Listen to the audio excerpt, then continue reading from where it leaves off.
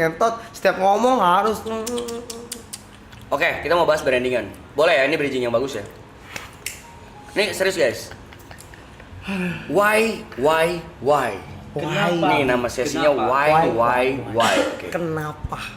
Kenapa Wisnu bisa seterkenal sekarang dan bisa sesukses sekarang? Boleh dibahas Mas Wisnu? Kata Allah tadi bilang karena gua katanya. Terima kasih Benedson.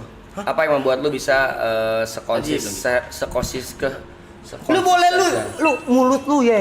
Chat gua barusan. Iya. Mana pegang HP gua di sana? Dia bilang katanya Wisnu itu kan kalau gua kata Allah gitu. Gue pernah dengar tuh. Pernah kan? Enggak, lu tuh di sini jadi host. Lu lihat tuh, semua lihat lampu, lu lihat apa semua di sini. Oke, gimana Mas?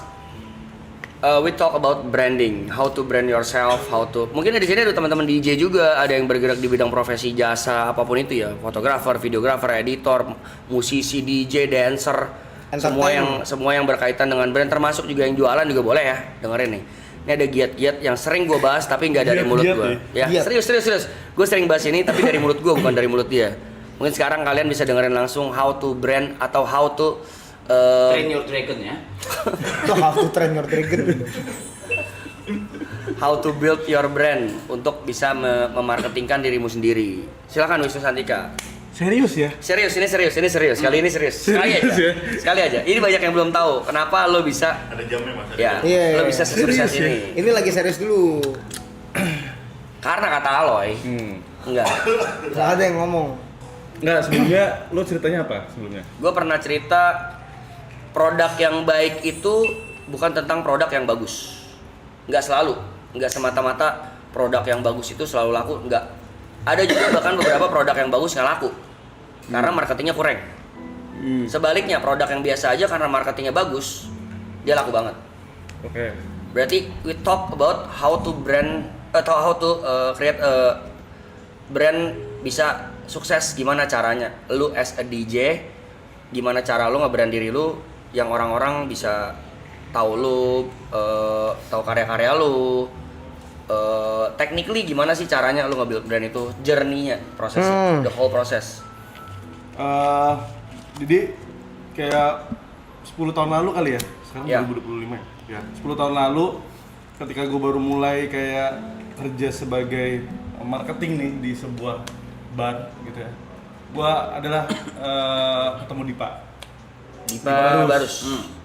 Ketemu Dipa Barus, terus gue main ke studionya Dipa, terus kayak lagi ngobrol-ngobrol gitu, terus Dipa nanya sama gue, lu tuh lebih suka Steve Jobs atau yang siapa yang punya Microsoft? Bill Gates. Ya kalau gue Bill Gates lah, gue bilang gitu kan, karena Bill Gates tuh sangat pintar, atau enggak produknya tuh bener-bener ada di mana-mana tuh Microsoft tuh, ya kan kalau Apple kan nggak begitu ya pada masa itu ya. Ya niche dia. Ya kan lebih niche banget di market gitu. Kalau lo apa Dip? Kalau gua lebih ke Steve Jobs. Oh, kenapa Dip? Gue kayak gitu kan ke Dipa. Karena yang dijual sama Steve Jobs itu adalah value dari sebuah brand. Nah, itu dulu tuh. Oke. Oh, value ya Dip ya? Iya. Contoh kayak gini deh. Apple nggak perlu nggak perlu terlalu masarin produknya, tapi orang akhirnya datang sendiri kan. Itu kan karena value-nya. Nah, berangkat dari situ, gue belajar tuh soal yang namanya value. Oke. Gitu. Jadi bisa diambil kesimpulan kayak kalau brand lu mau kuat, positioning brand lu mau oke, value-nya yang harus dinaikin. Ya kayak YB lah, kayak YB gitu, kayak Aloy, itu kan semua karena value kan. Lu gitu kan, semua kan karena value. Dan selalu yang gue bilang sama anak-anak package kan adalah, ayo dong push your value gitu. Jangan sampai lu cuman bikin karya tapi orang nggak pada tahu. Itu poinnya. Ini karya siapa sih gitu. Karena gue pernah ngalamin ketika gue lagu gue nih di mana-mana pada saat itu kayak lagu Citi-Citi Band. Yes. Ada namanya Reinhard Solja, kayak ngomong ke gue kayak, bro, lu tau gak sih lagu lu tuh di mana-mana tau, tapi orang nggak banyak tahu lu. Nggak tahu orangnya yang mana. Iya, nggak tahu orang yang mana. Mana nih yang punya lagu tuh yang mana, bentuknya kayak gimana. Nah, semenjak saat itu, gue mulai tuh benerin value gue. Dimulai dari tampilan.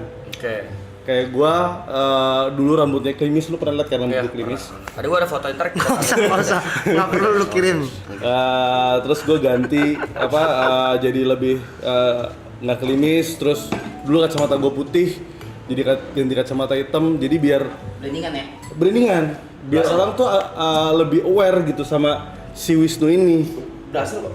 Kayak gitu. Tapi lu dalam proses mencari branding lu itu natural aja. Oke ini nih atau lu riset Atau lu siapin. Dulu gue orangnya paling gak nyaman sama foto. Oke. Kayak gue disuruh foto sama Vicong nih, zaman Vicong dulu masih jadi fotografer kan. Aduh om foto, terus ada momen ketika gue difotoin sama Vicong, gue nyobain kacamata hitam.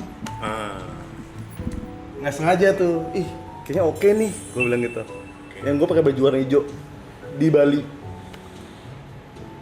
Iya. Ya. Ya, ingat kan? Lagi tour itu ya? Iya. Kita di Bali ya? Iya. Oke. Adalah waktu itu sama Splendid. Ya, Ya. yang ke festival apa itu kan? Fans itu lu lihat dari tanggapan fans atau lu merasa diri lu, oke gue nyaman gini deh, yaudah gue jalanin aja gini, atau lu ngeliat respon dari fans yang nonton lu, oh Mas Wisnu keren nih pakai kacamata hitam kayak gini. Nggak ada sih. Kayak semuanya lebih kayak gini kan, gue tipikal orang yang gue mau pakai barang itu karena kalau gue suka. Contoh ada orang endorse nih, ini gitu kan, nggak mau gue karena gue nya nggak pakai. Gue nggak mau jadi kayak nanti gue jadi pembohongan publik gitu loh. Kayak gue mempromosikan sebuah produk, sebuah brand tapi gue nya nggak pakai. Kayak gitu. Jadi lu gak nyaman juga, promonya lu gak nyaman kan? Bener gitu. Gebini kayak gitu deh, Gebini nggak sih? Ya. Iya deh. Iya benar. Gitu. Jadi kayak balik lagi tadi ke soal brandingan. Ya pokoknya gue fokusnya adalah gimana cara buat naikin value. Karena ketika value lu naik, pasti nanti positioning lu akan lebih jelas, karya lu akan lebih bisa diketahui sama orang kayak gitu. Jadi fokusnya lebih ke value sih. Sama how to marketing itu penting nggak? Contohnya gimana how to marketingnya? Contoh analogi yang paling gue nggak tahu ya, ini masih relate ya viewer di sini. Kalian pernah tahu lagu ini gak sih? Yang pernah ada. Gaby itu pernah tahu nggak? Dulu tuh sosial media belum besar guys. Belum sebesar sekarang. Tapi kenapa lagu itu bisa booming? Lagu apa? Yang Gaby yang diceritain ini lagu yang bikin orangnya udah meninggal. Terus ini setan apa? Iya. Karena ada cerita behind that kan. Yes. Ada cerita story. di balik lagunya rekamannya dari voice recorder pan. Iya benar. Bukan rekaman studio dari gitar doang di handphone doang. Viralnya satu Indo, lu bayangin gimana caranya dulu nggak ada sosmed. Emosional ininya loh, emosional sellingnya yang mereka pakai. Orang jadi penasaran, mana coba dong lihat lagu Terus Gaby orang dong. jadi bisa download lagunya gitu. Iya. Nggak download lu beli. Oh, iya, Download. download. Di Forshare ada dulu. Iya, gue download ya Lu kayaknya. beli anjing. Ada dari Bluetooth, kita sharing-sharingan. Iya. Mana dong denger lagu Gaby, padahal dengernya dari mulut ke mulut. Menurut gua itu teknik marketing yang luar biasa gila. Yang menurut gua nggak banyak orang ngerti itu. Cuman kan ya balik lagi. Dulu sosmed ya segede sekarang, tapi lagu itu satu Indo tahu. Bahkan cross genre, cross generasi masih ada yang tahu kan lagu Gaby. Yang menurut gue pun bahkan ceritanya it's a lie, itu bohongan gitu. Ya, lagu Utopia juga antara ada dan tiada. Iya, lagu apa setan lah, Iya, apalah. iya. Oh, lagu ini juga lagu Jawa ada tuh. Lingser Wengi dibilangnya lagu setan hantu, padahal mah bukan lagu setan hantu itu. Ya menurut gue how to market a brand, a product itu sangat-sangat penting juga. Contohnya, gimana cara lu marketingin diri lu sendiri? Ya mungkin dengan tadi tuh lu main di identity, lu main mungkin dengan pemilihan lagu yang lu mainin, yang lu create, yang lu produksi. Mungkin juga gimana cara lu berinteraksi di atas panggung. Contohnya dulu pernah ada siapa rap DJ yang terkenal kalau main handstand bule yang lucu banget dah. Salvatore Ganacci. Nah itu menurut gue yang sedikit berbeda lebih baik dibanding sedikit lebih baik. Ya itu namanya USP lah kalau gue bahasnya. Iya. Jadi kalau kayak produk dia tuh harus punya USP juga. Kayak Aloy ini punya USP gitu kan. Dari yang Unique selling point yang belum tahu ya. Rambutnya begini, maju, Apanya? karirnya Bibir. Tot. Jaga li. Oke, dia udah nggak usah ngomong jauh-jauh lah ya. Contohnya ini. Iya, Beliau. Be, iya, Be. Streamer mana dulu yang ngomong jorok? Dia doang kan? Waktu dia ngomong jorok semua baru fenomenanya ke build, gede, dan itu orang jadi mulai apa ya, maklum ya, ibaratnya maklum lah ya. Ya udah memang Arab streamnya kayak gitu. Iya. Mulai tuh ger. Jadi menurut gua sedikit lebih beda itu lebih baik dibanding sedikit lebih baik. Jadi cari di mana USP-nya yang tadi Wisnu bilang, unique selling point-nya. Dan dulu setahu gua, correct me if I'm wrong ya. Atau mungkin gua nggak mainnya kalau kalian bilang kurang jauh. Dulu Belevang itu pertama kali ke Jakarta khususnya kayaknya Citi Bank deh. Produksian lagu. Mungkin Ya. Citibank ya. Original mix maksudnya ya. Iya, yang mungkin. bukan orang mainin lagu orang gitu. Contohnya kayak ada lagu apa? Sebelumnya ada kayak Iya.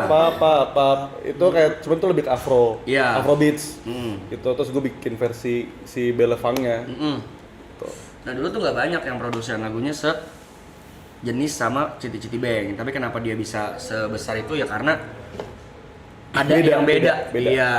Ya kayak WG, kalau WG nggak bikin sesuatu hal yang beda, ya nggak akan nge-boom gitu. Betul. Kayak Lati itu kan menurut gue karena apa ya, Arab dan tim WG itu pinter gitu. Gimana caranya bikin sesuatu hal yang beda? Nah disitulah USP-nya sih menurut gue. Betul. Gitu. Sama kenapa menurut gue juga kayak setiap lagu itu berhasil ya, karena lagunya itu dapat tuh kayak emotional benefitnya gitu loh dibanding fungsionalnya. Kalau fungsional tuh kayak lebih lagunya bisa dibikin joget itu fungsional. Tapi ya. kalau emosional tuh kayak ih nyampe banget nih ke hati gue, kayak bisa nih mood gue lagi begini, jadi bisa merepresentatif mood seseorang, itu namanya emotional benefit gitu. Jadi kalau gue lihat kayak karya-karya siapapun yang akhirnya nge-boom gitu ya, biasanya kuatnya pertama emotional benefit dulu, baru yang kedua functional benefitnya. Gitu. Gimana King? Tadi ada pertanyaan dari Benitson juga. Ya, gimana caranya nih mungkin buat lu, Mas Wisnu sama Bang Rap juga lah. Gimana caranya kalau lu buat lagu, orang tuh bisa tahu itu tuh lagu kalian gitu. Lagu ini lagunya WG banget, lagu Vicong, lagunya Mas Nu banget gitu. Gimana? Apa yang bisa membuat orang tahu gitu? Ya cari signature-nya sih lah. Cari signature, maksudnya kayak kayak gua gitu. Trompetnya pasti hampir di lagu gua pasti ada, kayak gitu. Jadi nanti lama-lama orang akan aware kayak gitu dengan sendirinya. Yang gua lihat sih seperti itu ya. YB. Apa nih kalau dari lu? Gimana cara orang kalau merem tahu nih lagunya WG? Terlepas dari ada suara lu. Iya, terus kan nggak semuanya juga kan. Kalau dari lu, kalau Nggak peduli sih gua. Kayak sekarang dari awal WG sampai sekarang mostly orang nggak tahu kalau WG bahkan tuh lagu yang bikin WG gitu. Mereka nggak tahu gitu. Ya nggak apa-apa juga, senang juga. nggak gua. tahu gimana sih maksudnya. Ya nggak tahu kalau itu lagu WG gitu. Sampai sekarang masih ada. Maksudnya kayak gitu. Banyak banget. Kayak Mas Kiki kemarin ya. Iya, kayak Mas Kiki nggak tahu kalau dia tuh udah denger Lati dari kapan tahu, tapi dia nggak tahu tuh lagu gua. Oh iya. Kayak Mas Kiki kemarin masih banyak kok. Jadi nggak masalah juga gua. Beda-beda ya berarti. Iya. Beda-beda. Beda-beda berarti. Oh, gua nggak masalah. Lu Berarti kalau kayak gitu mungkin sosoknya Arab, sosoknya Eka, sosoknya Roy atau enggak pada saat itu ada Billy Tanner dan Gerald itu yang kuat. Brandingannya kuat gitu. Maksudnya ya YB gitu maksudnya kan. Orang udah tahu pesonanya gini. Zaman gue dulu kerja di brand kan kita suka ya. Maksudnya kayak gue milih KOL buat brand gue gitu. Ya gue sebut lah misalkan kayak gue dengar receiver gitu ya. Ini yang cocok siapa ya? Gitu. Oh YB nggak cocok nih. YB itu lebih cocoknya di Sampurnamil karena YB itu lebih ekspresif orangnya. Kayak gitu-gitu. Kalau yang Gigi Silver tuh mungkin kayak lebih yang cool carinya gitu. Dulu kita milih-milihin gitu loh. Zaman gua masih kerja di brand dulu gitu. milih-milih siapa yang cocok siapa yang tidak. Iya yang bisa merepresentatif dari sebuah brand itu.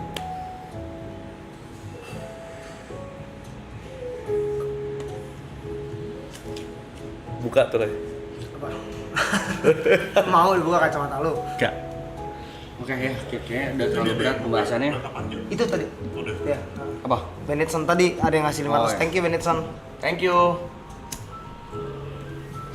Cinta ya. Bahas cinta lagi. Tadi kita dibahas apa? Brand ya? Mm-mm. Kalau Tapi Aloy duduknya lagi di bawah, gue di Gak bawah. usah dulu, gue lagi ngerokok. Kan King. tunggu semua deh biar lebih relax. Iya. Iya. Biar lebih relate nih, sorry nih kalau nggak relate ya. Maaf ya. Bukan, gue tuh lagi ngerokok mas. Bang, lu nggak ikutan dulu bilang enggak kan? Lu ngapain lu ngerokok juga nih pak? Adit! Sorry ya, Bang Aloy. Nah tuh, yang